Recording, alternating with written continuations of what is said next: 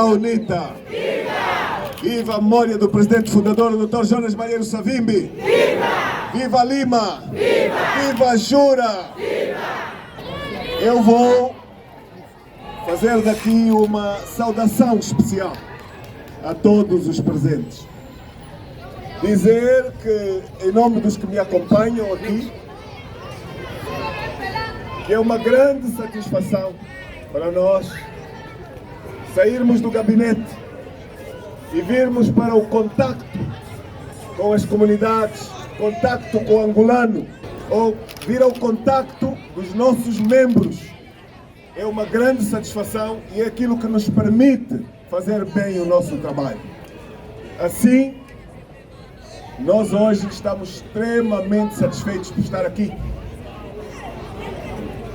e podermos atualizar os desafios que vocês têm e os desafios que nós todos temos. Nós estamos aqui hoje numa semana também muito especial e viemos por coincidência, na mesma altura que veio o grupo parlamentar da UNITA. E a presença do grupo traz-nos a nós também a necessidade de referirmos que durante a nossa estadia não podemos deixar de prestar uma homenagem e um reconhecimento à coragem de todos aqueles que foram para a vigília e que foram mostrar por uma via democrática, é uma via democrática, a vossa insatisfação. É mesmo isto, a vossa insatisfação pelo pouco respeito que se tem ao Estado democrático e de direito. É um direito que tem, um direito que foi realizado em todo o país e que infelizmente aqui as autoridades entenderam, faz parte da tolerância. Devemos conviver todos, sem dúvida. As autoridades aqui entenderam reprimir com violência, de forma absolutamente desnecessária. Desnecessária. E a pergunta é esta que nós fazemos. Qual é o risco que representa um conjunto de cidadãos ou um conjunto de membros de um partido poderem manifestar o que pensam numa vigília, sem armas, com respeito ao património público, com respeito aos outros? Qual é o risco que isto representa? Qual é o risco? Qual é o risco, mamães?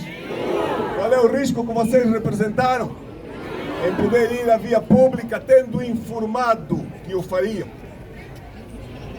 Qual era a necessidade de violência? E nós sabemos o que é que se pretende quando se faz a violência. O que se pretende é retirar os direitos e as liberdades aos cidadãos.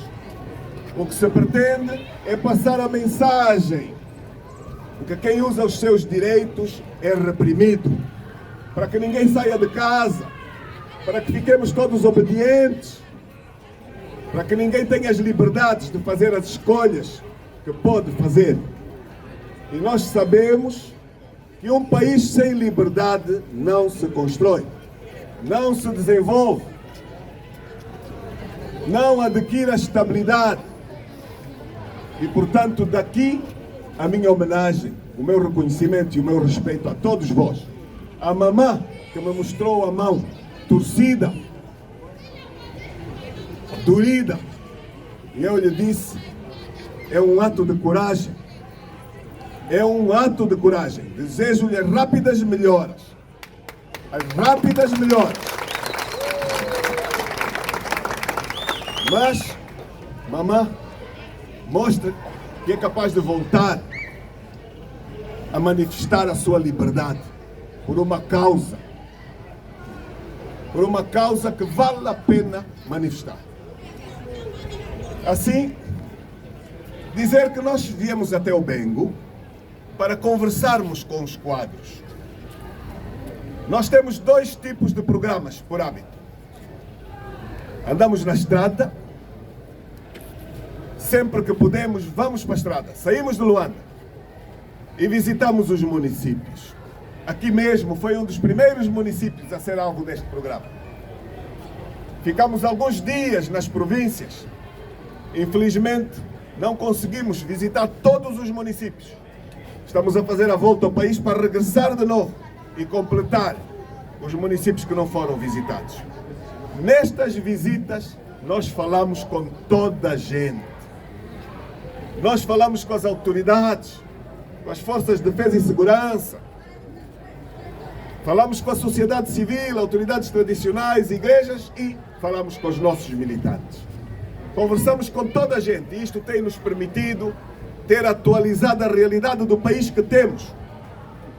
Nós conhecemos bem este país e nós temos completamente atualizados os desafios deste país por causa desta boa prática de proximidade. Foi exatamente este conhecimento que nos levou esta semana à audiência com o Sr. Presidente da República, que todos acompanharam. Nós pedimos esta audiência, foi a nossa iniciativa. E há quase 3 anos que nós não tínhamos um diálogo direto. E a pergunta que eu faço aqui a todos é uma simples.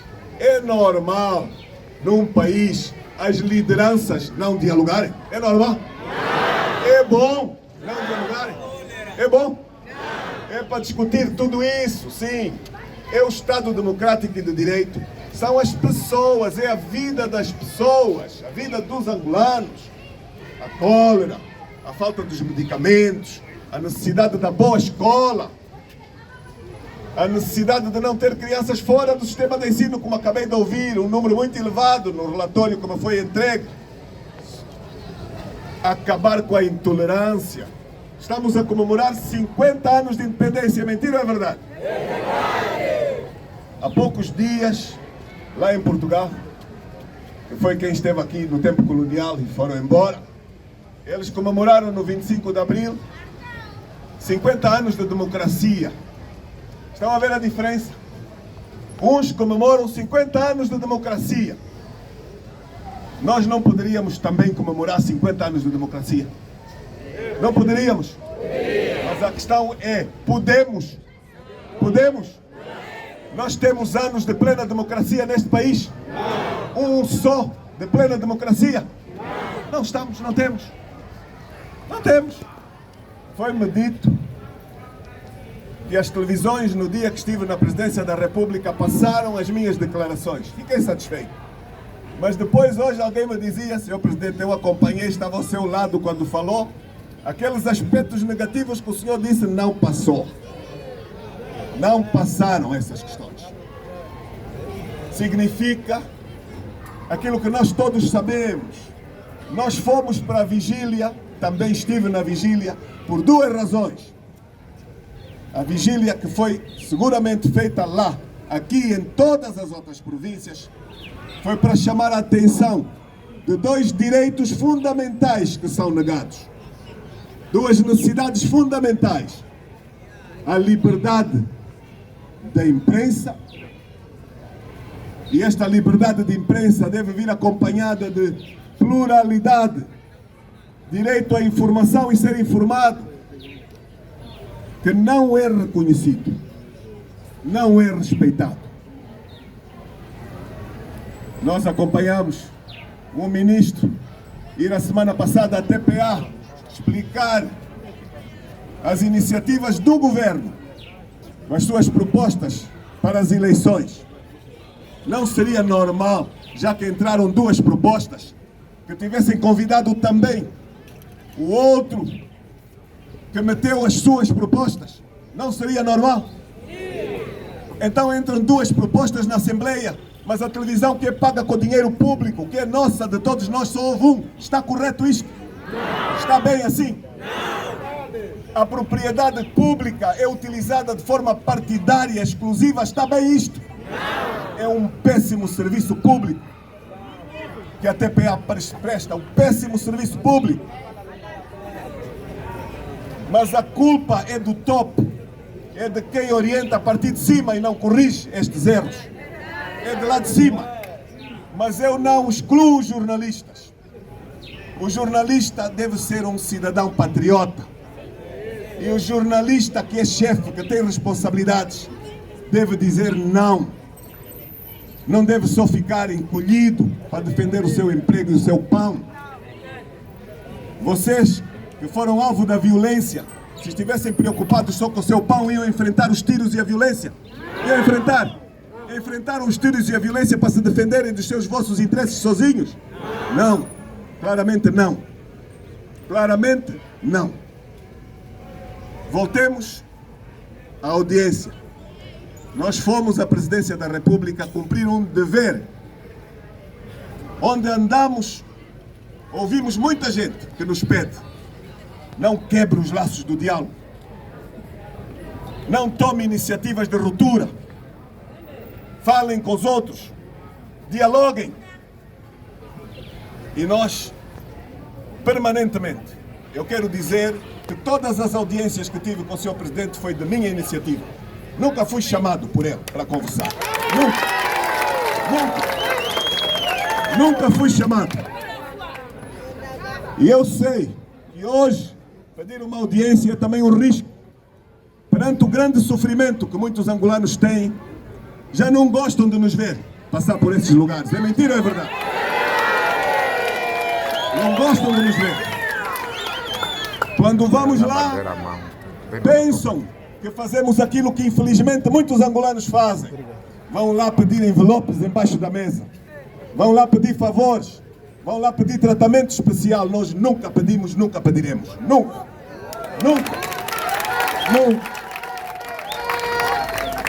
Nós fomos lá a pensar numa Angola de nós todos.